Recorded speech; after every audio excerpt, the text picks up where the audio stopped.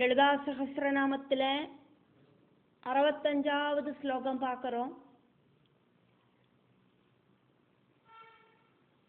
6 நாமங்களோடு கூடின ஸ்லோகமாக்கும் இந்த 65வது ஸ்லோகம். சூரிய மண்டலத்தோடு நடுவில் சொர்ண தேஜஸாயிட்டு ஜொலிச்சு நிற்கிற லலிதாம்பிகை, ஸ்மசானத்தில் ஆனந்த நடனம் செய்கிற பைரவனோடு ரூபத்தில் இருக்கிற தேவி, பகமாலினி அப்படிங்கிற திதி நித்யாதேவி, அந்த திதி நித்யாதேவியோடு ரூபத்தில் இருக்கிற அம்பிகை,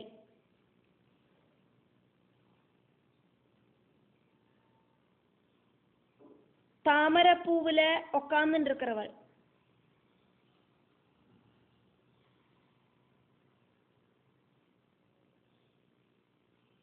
பிரபஞ்சத்தோடு முழுவன் கண்ட்ரோலராக இருக்கிறவளாக்கும் தேவி. அதனால பிரபஞ்சத்தில் இருக்கிற எல்லாரும் தேவிய ஸ்துதிக்கிறா.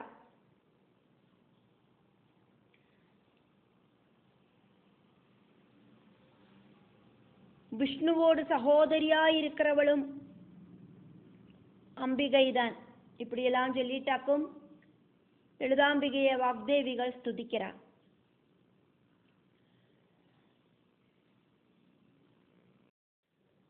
பானுமண்டல மத்தியஸ்தா பைரவி பகமாலினி பத்மாசனா பகவதி பத்மநாப சகோதரி.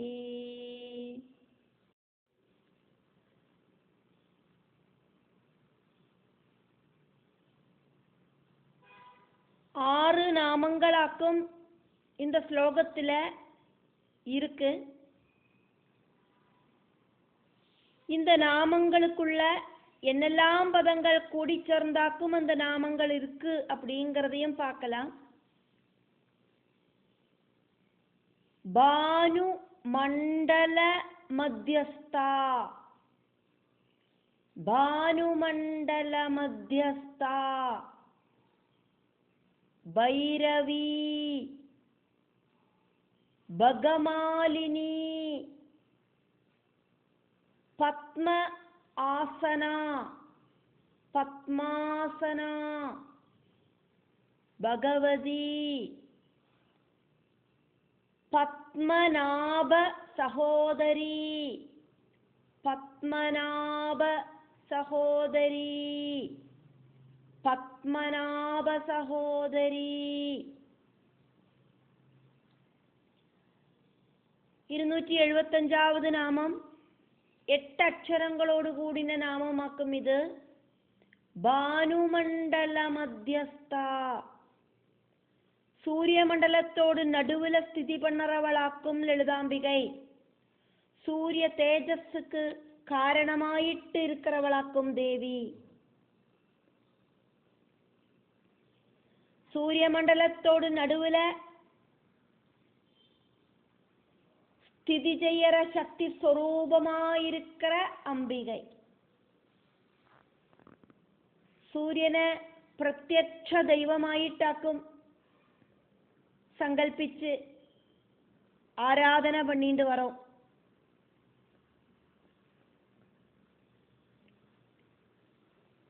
பிரபாத காலங்களிலேயும் சந்தியாவேளைகளிலேயும் சூரியனுக்கு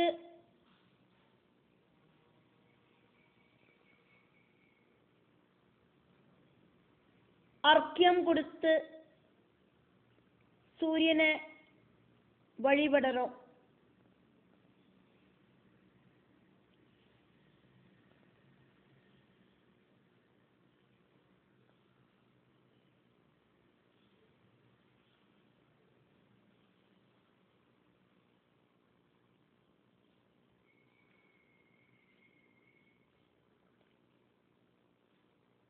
பயத்தை உண்டாக்குற இருட்டை இல்லாம பண்றதுக்கு சூரியனுக்கு மட்டும்தான் சாதிக்கும். சூரிய உதயம் அப்படிங்கிறது மனசுக்குள்ள உன்மேஷத்தை கொடுக்கிறது. சூரிய அஸ்தமயம் அப்படிங்கிறது மனசுல பயத்தை உண்டாக்குறது. சந்தியா வேளையில சூரிய அஸ்தமய சமயத்துக்கு முன்னாலேயே நம்ம விளக்கேத்தி வச்சு பகவானை கூப்பிடுவோம். சூரிய உதயத்துல சூரியனை வரவேற்கிறதுக்காயிட்டு பிரபாத காலங்களில விளக்கேத்தி பகவானை பிரார்த்திப்போம்.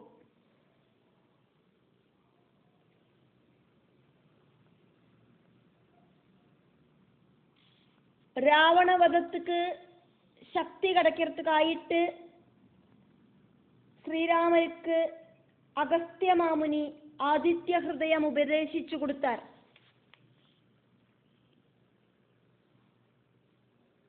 சூரியனோட மகத்துவத்தை எடுத்து சொல்லறதாக்கும் ராமாயணத்துல அந்த பாகம். சர்வவியாபியா இருக்கிற பிரம்மமாக்கும் சூரியனுக்கு சைதன்யம் கொடுக்கிறது அப்படின்னும், அதனால சூரிய உபாசன வழி சர்வசக்தனாகலாம் அப்படின்னும் அகஸ்திய மாமுனி ஸ்ரீராமரை உபதேசிச்சார்.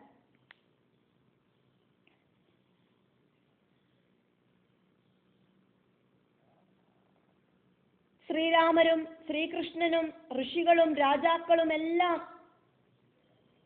സൂര്യ ഭഗവാനെ വഴിപടുறத புராணங்களில நமக்கு பார்க்கிறதுக்கு சாதிக்கும். சூரிய மண்டலத்தோடு நடுவுல இருக்கிற அந்த சக்தி ஸ்வரூபமா இருக்கிற தேவி லலிதாம்பிகையாக்கும் பரபிரம்ம பட்ட மகிஷி அங்க உட்கார்ந்து அனுகிரகத்தை கொடுத்துட்டு இருக்கா. 276வது நாமம் 3 அக்ஷரங்களோடு கூடின நாமம் பைரவி.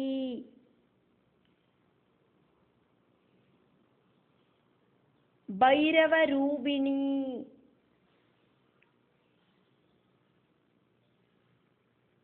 பைரவன் அப்படிங்கிற சிவன்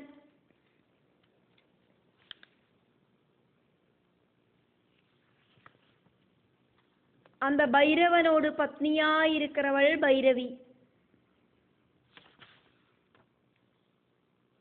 12 வயசான கன்யகை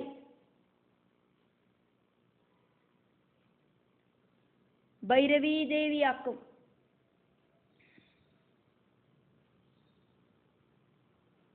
ധർമ്മഭ്രംശം വരാതയ്ക്ക്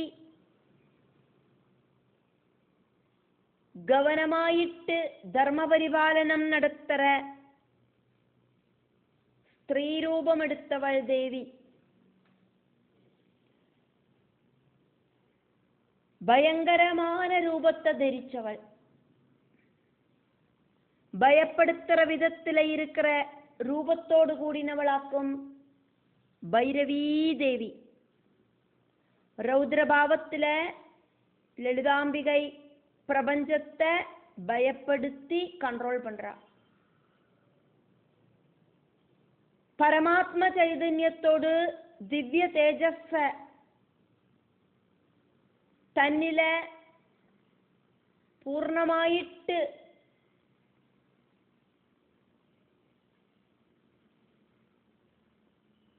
கலெக்ட் பண்ணி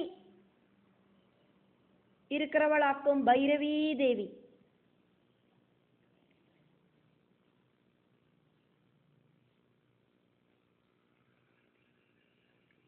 பராசக்தியோடு கோபபாவத்தையாக்கும் பைரவி தேவி எடுத்து காமிக்கிறார்.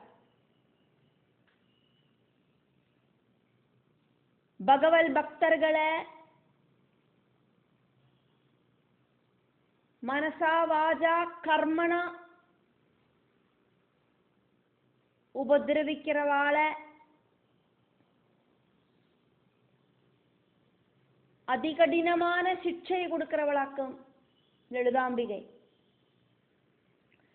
துரிதத்தையும் ரோகத்தையும் அந்தகாரத்தையும் பைரவி இல்லாம பண்றா. வாக்கோடு உள்பவஸ்தானமான பரா அப்படிங்கிறது பைரவியாக்கும். தபசோடு அம்மாவாக்கும் பைரவி. பஞ்சேந்திரியங்களையும்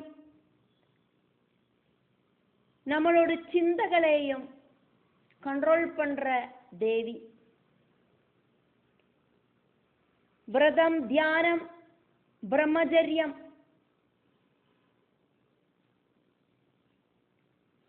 தீர்த்த யாத்ரா இப்படி இருக்கிற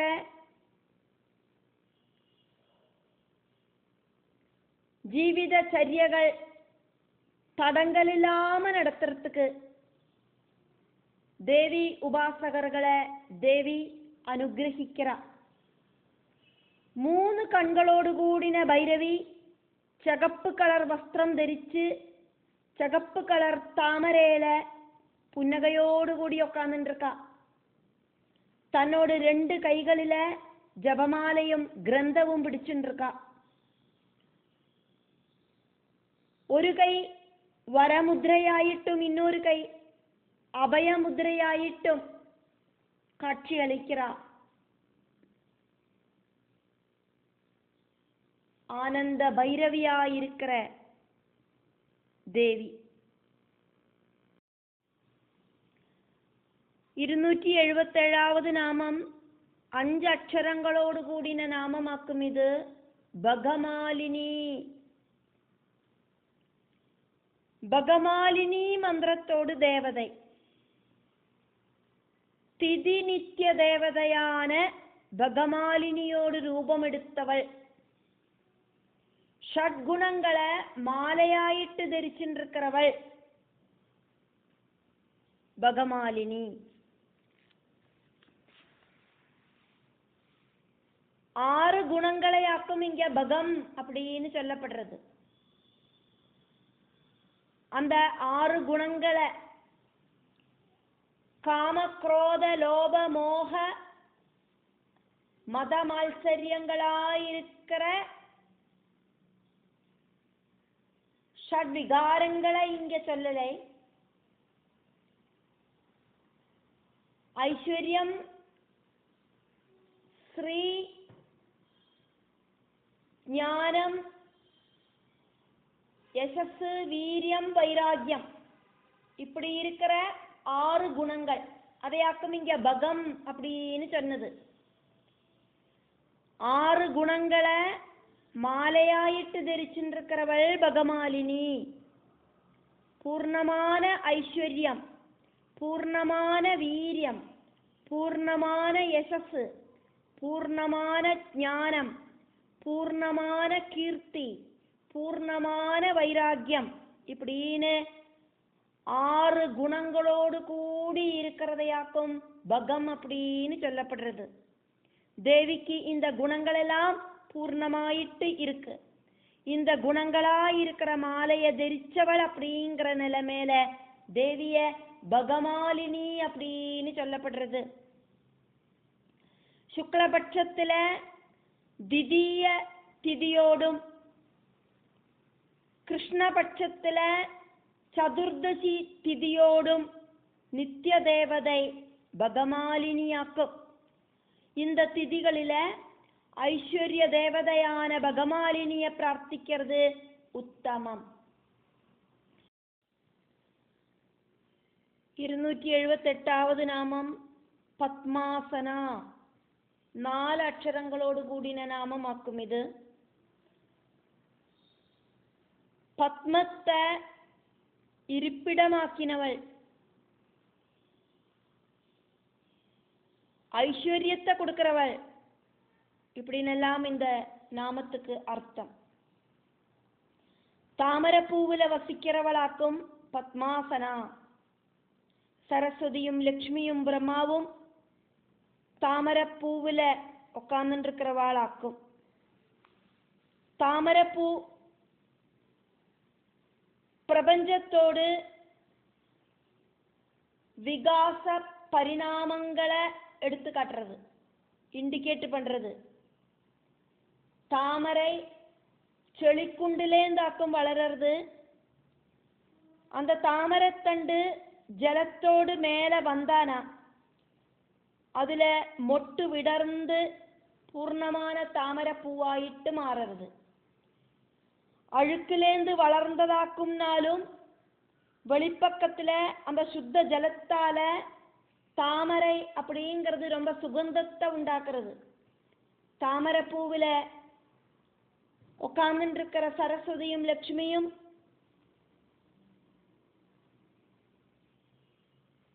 மனசுல இருக்கிற அழுக்குகளை இல்லாம பண்ணி சுத்த தாமரைப்பூ மாதிரி மனச வச்சுக்கணும் அப்படின்னாக்கும் நமக்கு எடுத்து காமிக்கிறார். மனசு அப்படிங்கிறது ரஜோகுண தமோ குணங்கள் இல்லாதக்கு தூய்மையா இருந்தா மட்டும்தான் ஞானமும் ஐஸ்வர்யமும் கிடைக்கும். இந்த ஒரு மெசேஜ் ஆக்கும்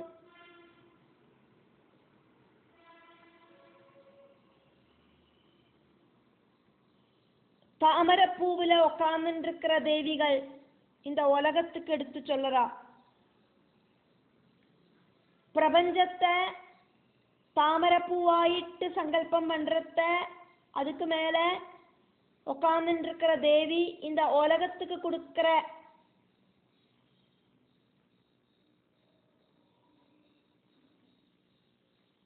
மெசேஜ் அப்படிங்கிறது, பிரபஞ்சம் அப்படிங்கிறது தேவிக்கு கட்டுப்பட்டதாக்கும் அப்படிங்கிறதாக்கும், இந்த பிரபஞ்சத்தை கண்ட்ரோல் பண்றவளாக்கும் தேவி.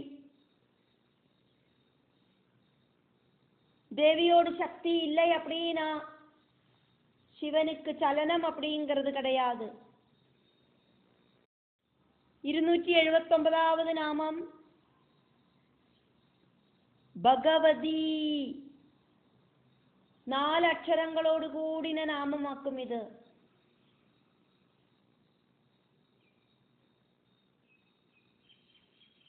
தேவர்களால பஜிக்கப்படுறவள், தேவர்களுக்கு அனுகிரகத்தை கொடுக்கிறவள்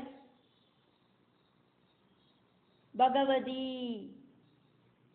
லலிதாம்பிகைய வாக்தேவிகள் பகவதி அப்படின்னு கூப்பிட்டு ஸ்துதிக்கிறார்.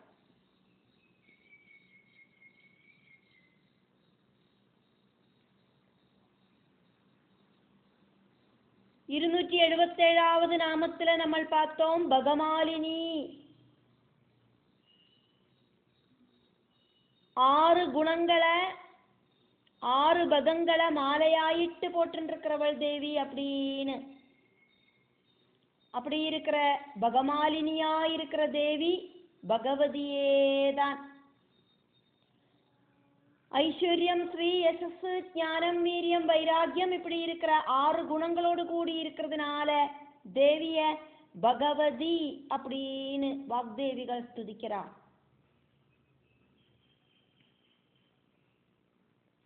எல்லா பகங்களையும் பக்தர்களுக்கு கொடுக்கறதுக்கு திராணி இருக்கிறவளாக்கும் லலிதாம்பிகை தேவி.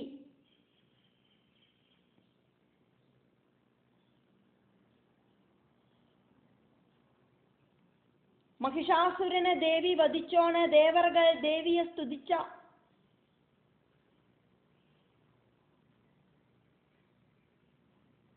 எங்களுக்கு வேண்டதெல்லாம் பகவதி செஞ்சு தந்திருக்கே, இனி ஒன்றும் பாக்கி இல்லை.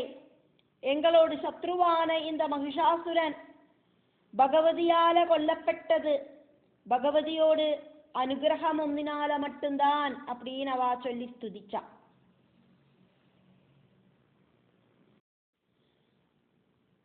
இருநூற்றி 80வது நாமம் 8 அக்ஷரங்களோடு கூடின நாமமாக்கும் இது. பத்மநாப சகோதரி. பத்மநாப சகோதரி. பத்மநாப சகோதரி நடுவில் கட் பண்ணாதக்கு எல்லா நாமங்களையும் சொல்லறதுக்கு ஸ்ரத்தையோடு கூடிட்டு கவனமா இருக்கணும். ശ്രീകൃഷ്ണനോട് സഹോദരിയായിട്ട് യശോദയിലെ ജനിച്ചവളാക്കും ലളിതാംബികൈ ദേവി. கல்ப ஆரம்பத்தில் அந்த பிரளயம் அப்படிங்கிற காரண ஜலத்தில் ஆதிநாராயணனாயிருக்கிற மகாவிஷ்ணுவோடு நாபியிலேந்து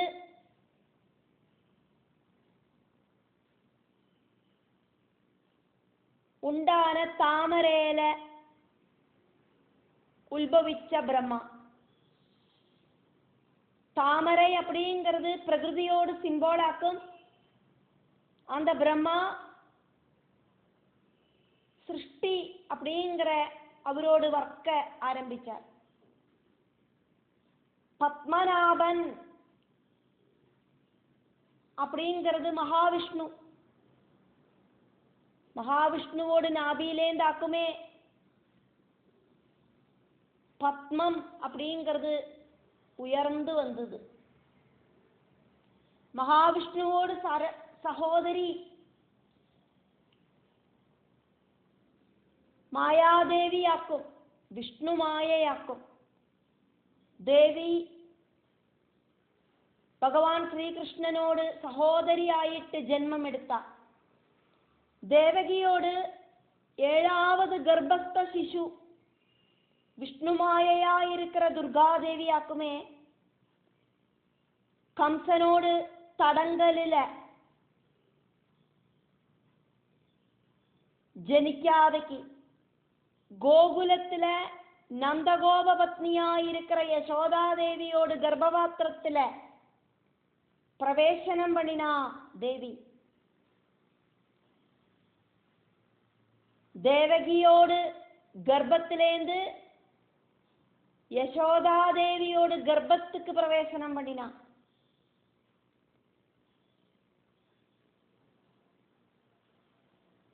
ശ്രീകൃഷ്ണ ജനനத்துக்கு அப்புறம்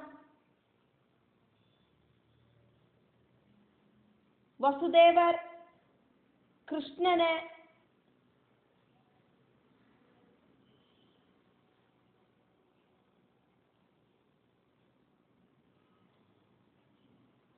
யசோதையோடு பக்கத்துல படுக்க வச்சிட்டு அங்கேந்து விஷ்ணுமாயாதேவியாயிருக்கிற அம்பிகைய கம்சனோடு தடங்கலில கொண்டு வந்து தேவகியோடு கையில கொடுத்தார். அந்த குழந்தைய கொல்லறதுக்கு கம்சன் முயற்சி பண்ணினார். அப்படின்னாலும் தோத்து போயிட்டான்.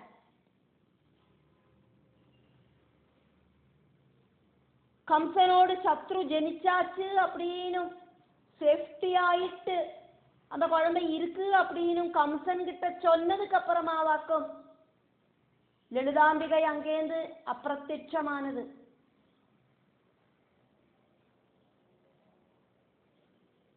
ഭാഗവതത്തിലെ ശ്രീശുക ഭാഗവതത്തിലെ ദശമസ്കന്ധത്തിലെ இந்த கதை வர்ணிக்கப்படுறது.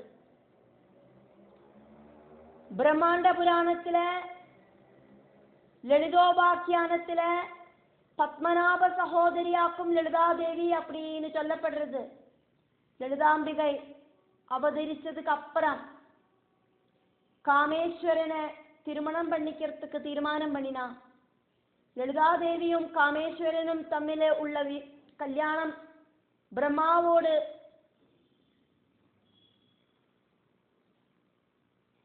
சாநித்தியத்தில் நடந்தது. பிரம்மாவோடு தலைமையில நடந்தது. லலிதாதேவிய திருமணம் பண்ணினது ஆராக்கும் அப்படிங்கிற விஷயத்தை லலிதோபாக்கியானத்தில் இருக்கிற 10வது அத்தியாயத்தில் வர்ணிக்கப்படுறது.